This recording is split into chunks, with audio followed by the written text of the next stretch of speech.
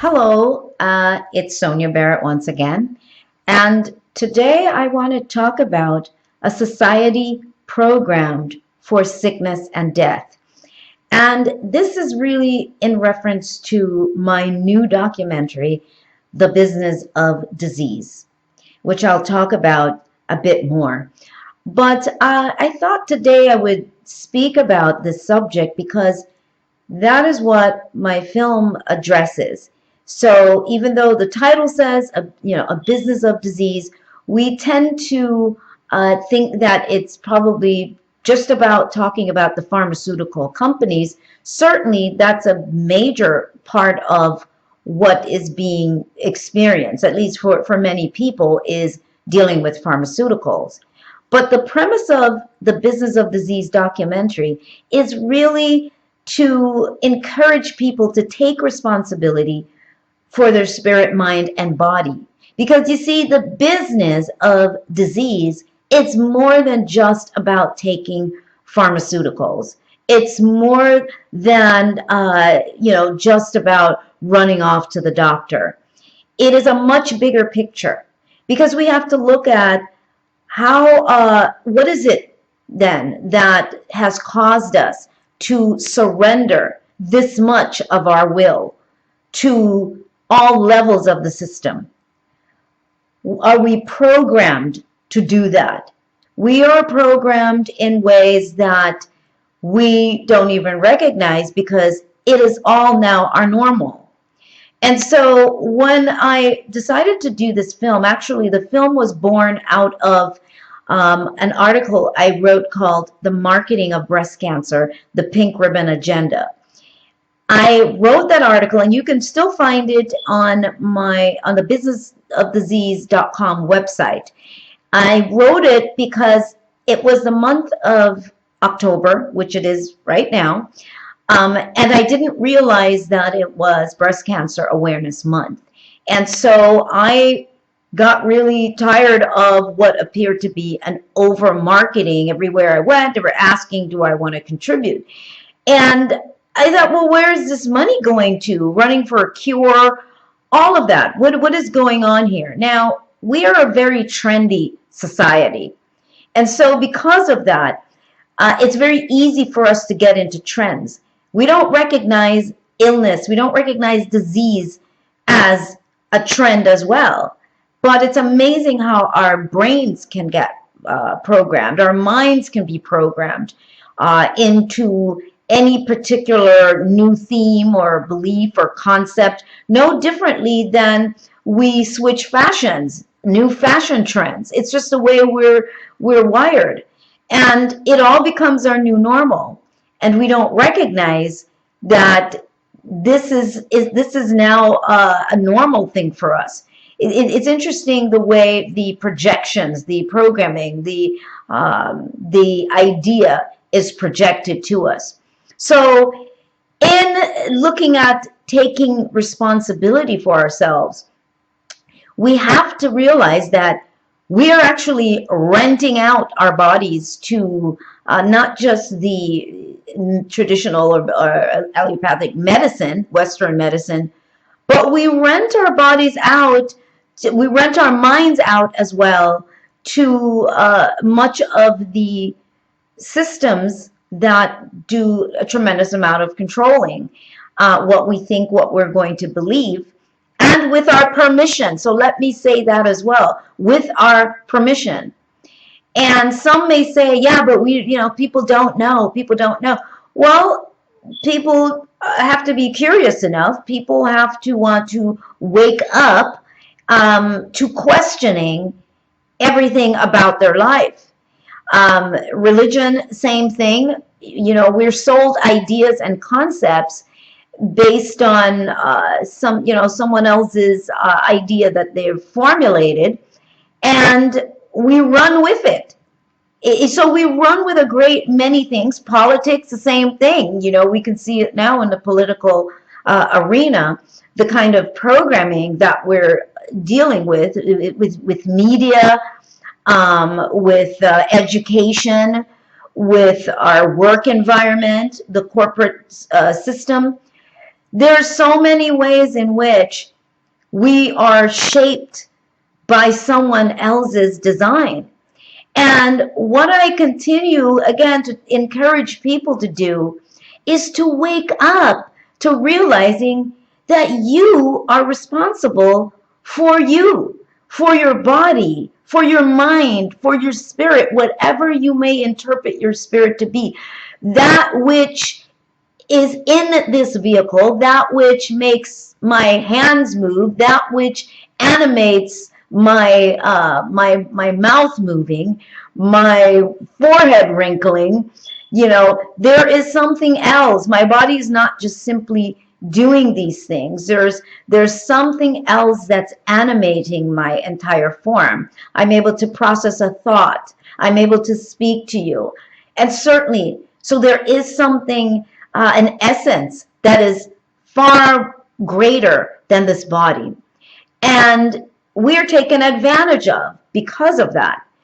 And so we get all these different doctrines that we're given to believe. Well, how about if we just start digging deeper into ourselves, into wanting to understand more about how this body works, on just the basic level, just the physical level, finding out more about our biology, finding out more about your personal vehicle. Certainly, there's a base operation, there's a base formula in which all of our bodies are working, and we're experiencing this human reality, this human experience.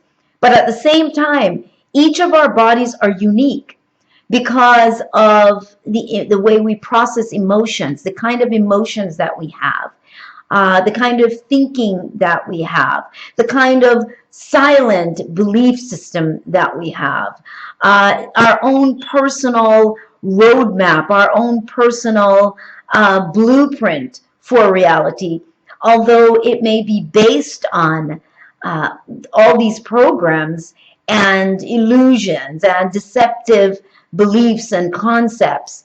There is still a uniqueness to all of us.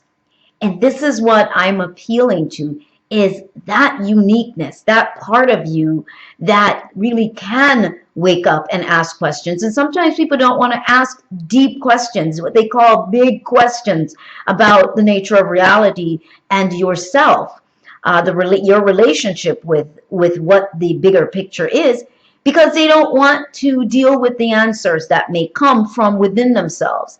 They don't want to deal with the responsibility of change. And when we relinquish everything about ourselves, our bodies in particular right now, our health, when we relinquish that to someone else, we give them permission to make decisions for us, which is what our system does, our government does, our educational system does, our religious systems. That's what they do, spiritual systems.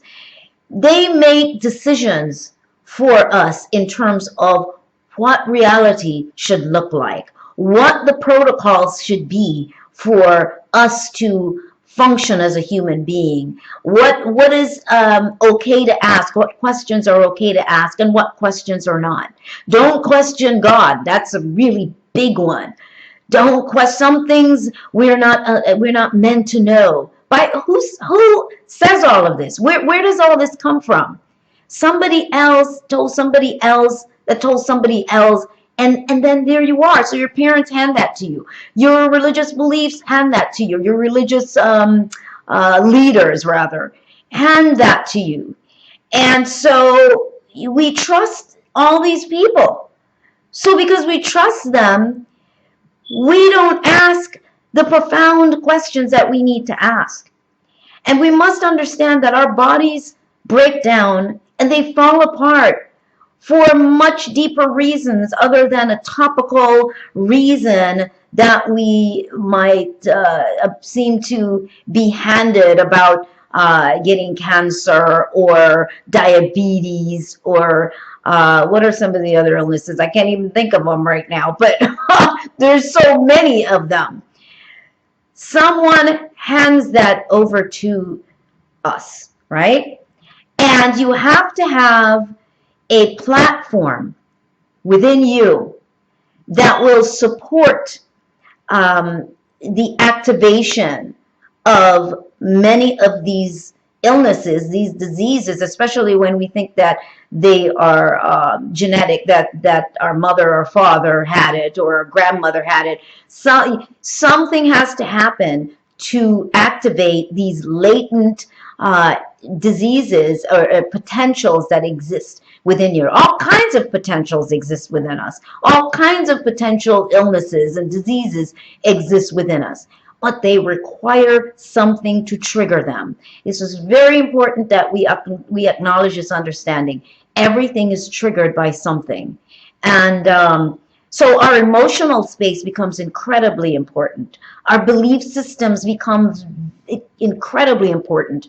Our perception, it becomes incredibly important. How small is your perception?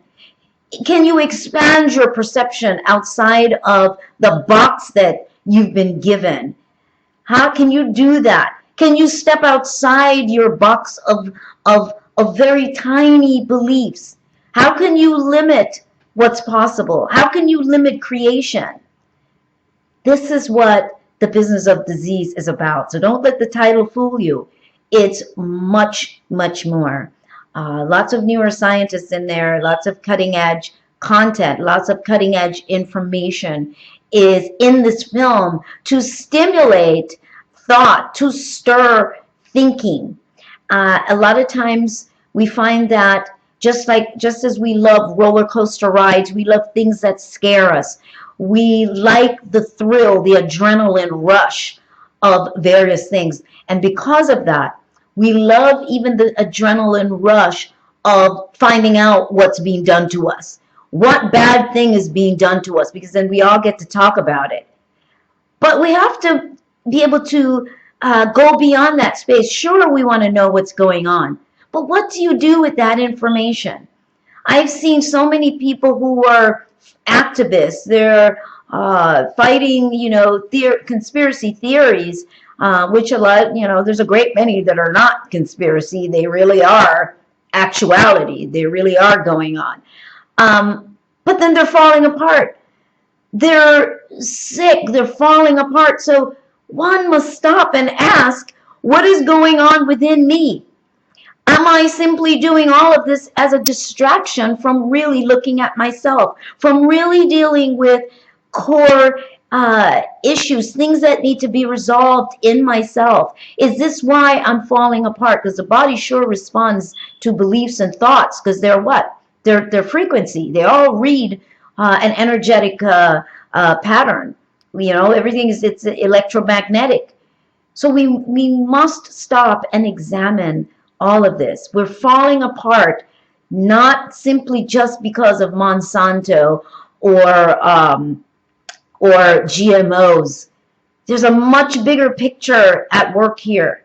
And I am emphasizing this because I sure hope that whoever is listening to this video really gets the message. If you didn't get that message before, if you didn't get the memo before, I sure hope you get it now. But you must spend time taking care of not just the outside of the body or eating raw food or being vegan or being vegetarian. You must deal with yourself. Face your demons. Deal with yourself, because this becomes the very thing that becomes your demise. It becomes the very thing that makes one vulnerable to be taken advantage of by many of the systems in place.